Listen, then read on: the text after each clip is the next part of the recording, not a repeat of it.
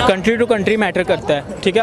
अब जो भी हमारे मसाइल हैं इंडिया के साथ, वो एक तरफ अगर रख कर देखा जाए, अवाम जो है रुल रही है, आटे को तरस रही है। मैं गाड़ी किस लिए खड़ी है? गाड़ी चलाओ हमारे ऊपर चलाओ, हमें खत्म कर दो। ना हम होंगे ना आटा लेने आएंगे।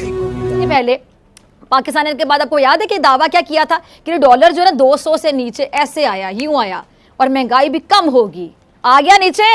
जरा सुनिएगा क्या कहते हैं। आ जाए, इतना टाइम जाया किया है, बैठे हुए हैं धूप में, अभी भी इंतजार में बैठे हुए हैं। और दूसरी चीज होती है तो गुजारा कर लेते हैं, आटे से तो नहीं होता ना बेटे।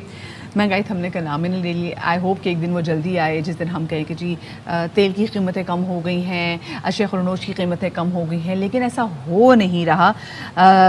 मुल्क में तेल और घी के बहरान का भी खदशा, घी मिल्स मालिकान का कहना है। जय हिंद दोस्तों, पाकिस्तान में लोग अन्न के एक एक दाने के लिए तरस रहे हैं और हालत इतनी ज्यादा खराब हो चुकी है कि लोग 2 वक्त का खाना जुटाने के लिए अपनी बची हुई जमीन जायदाद और अपना घर बेचने की बातें कर रहे हैं। और इतना ही नहीं, लोगों का कहना है कि अगर पाकिस्तान गवर्नमेंट हमारे लिए 2 वक्त का खाना नहीं दे सकती तो हमारे ऊपर ट्रक चढ़ा दो, जिससे कहने को यह हो जाएगा कि भूख की वजह से नहीं बल्कि ट्रक एक्सीडेंट की वजह से मरे हैं। रोल ही हमारा ठीक है। तो बहुत अच्छा, हमने कुछ अरसा पहले जो है वो इंडिया के साथ ट्रेड रोक दी जी।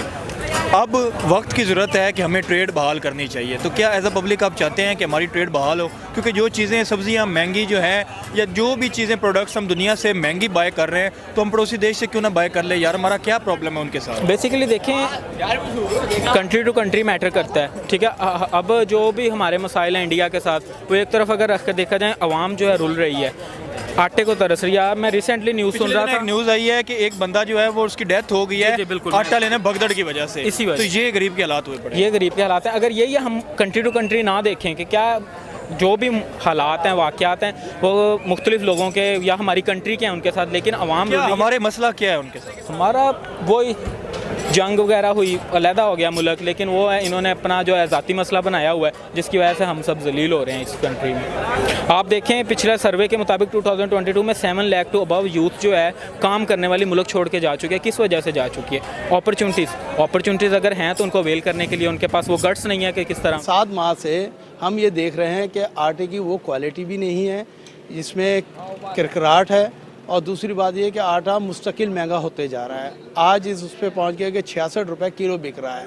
अब आप मुझे बताइए कि आम आदमी जो इतनी कम तनख्वाह उसको मिल रही है, अव्वल तो काम नहीं है, और अगर काम है भी तो उसमें कैसे गुजारा करेगा?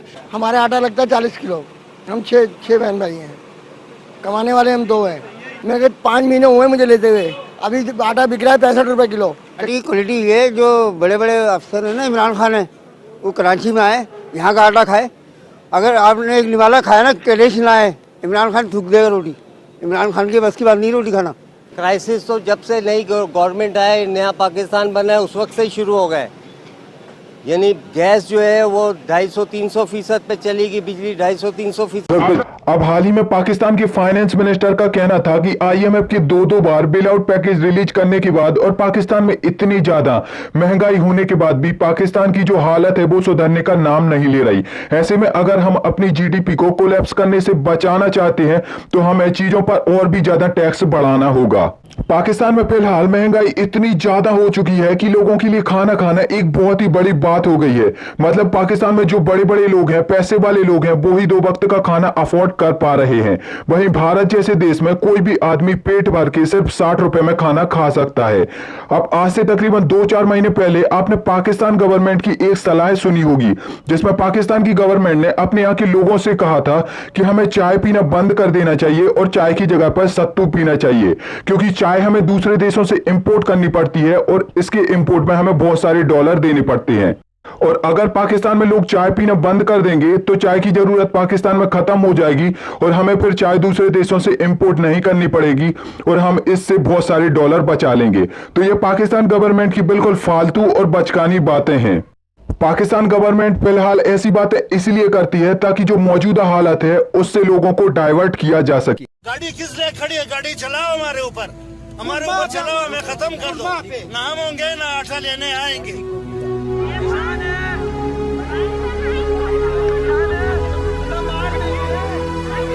हुकूमत है जो कि पहले इन्होंने अफगानिस्तान को आटा दिया, गंदम दिया, जो पाकिस्तान में स्टॉक था ये इन्होंने ख़त्म किया। उसके बाद फिर अटक पर पाबंदी लगाई। उसके वजह से महंगाई इसलिए अरूज पर पहुंच गई है कि हमारे खरीद से बिल्कुल निकल गई है।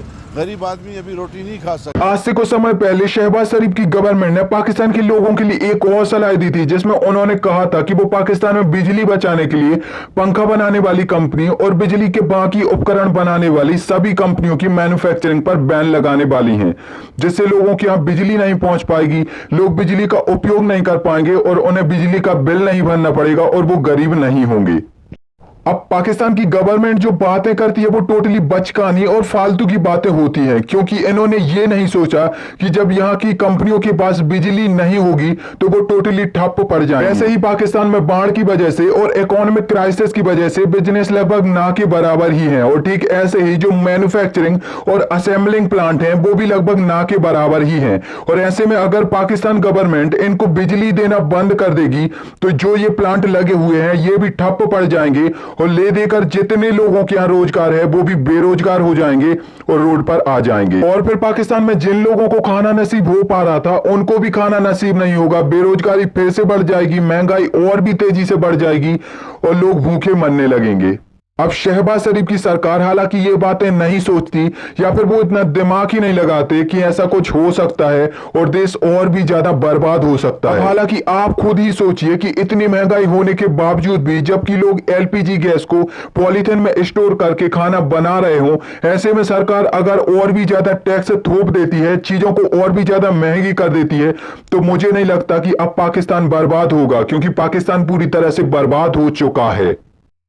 क्योंकि अगर किसी भी देश में लोगों के लिए खाना खाना बहुत ही बड़ी बात हो जाए, खाना खाना बहुत ही ज्यादा एक्सपेंसिव बात हो जाए, तो ये समझिए कि वो देश टोटली बर्बाद हो चुका है और अब उस देश का कोई भी भविष्य नहीं है।